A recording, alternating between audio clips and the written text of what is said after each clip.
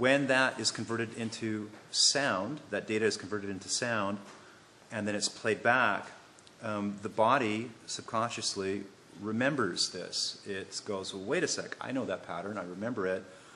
And when it gets played long enough, it usually needs to be like what we find with most of our users is about 45 minutes to 3 hours. It entrains the body back into that state. Now, scientist Jacques Beneveniste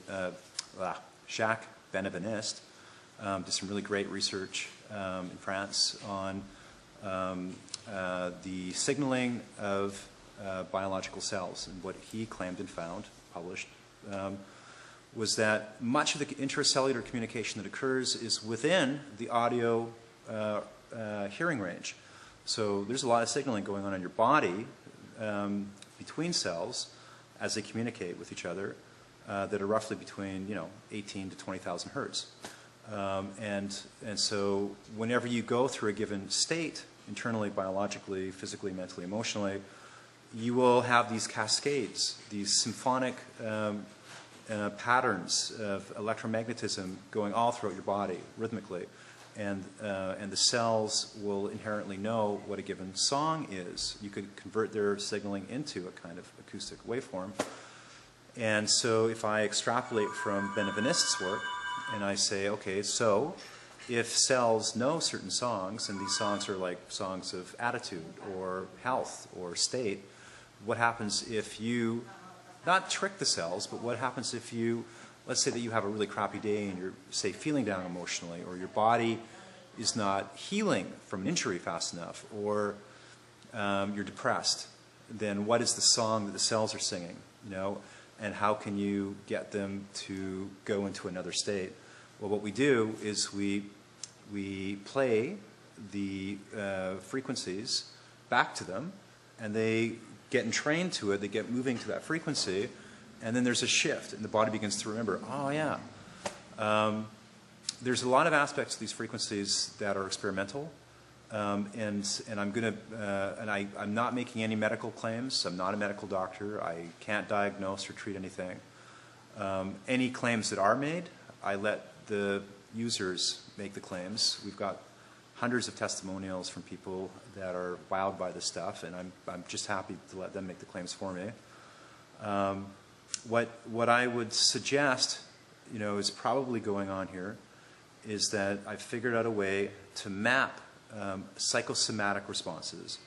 So if there was such a thing as like a silver bullet for psychosomatic medicine, this might be it, because it may be that these sound frequencies are acoustic representations of psychosomatic states. But there's one other thing too, for those of you that are involved in things like Rife frequency research.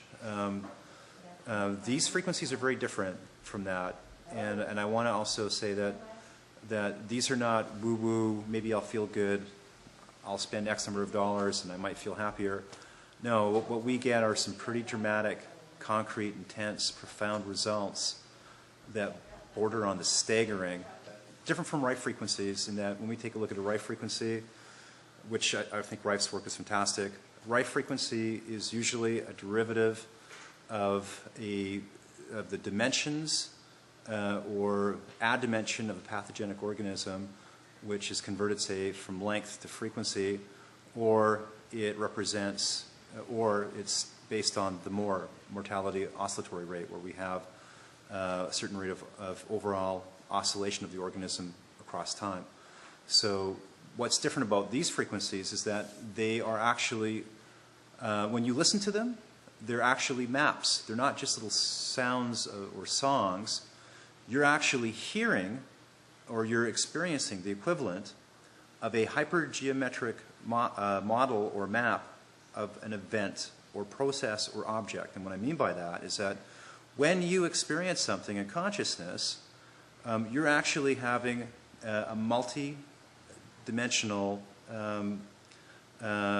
experience that would be like akin to a geometric form.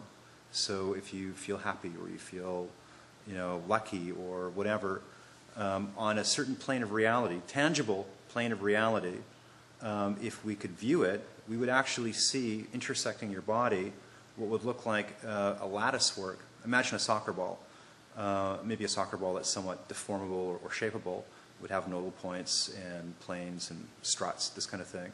So when you have these kinds of experiences, there is a very specific, and I don't use the term loosely or in an exaggerating way, I mean there is literally a hyperdimensional geometry that's occurring inside and around you that's related to the event you're going through. And so each frequency is actually a mapping of this object moving through time-space and in its own plane. So every time you hear a beep or a sound, that actually represents the motion of the object of your experience across this plane. So that would be like maybe a vertex point, or a part of the plane is like touching a certain part of the plane and it's moving.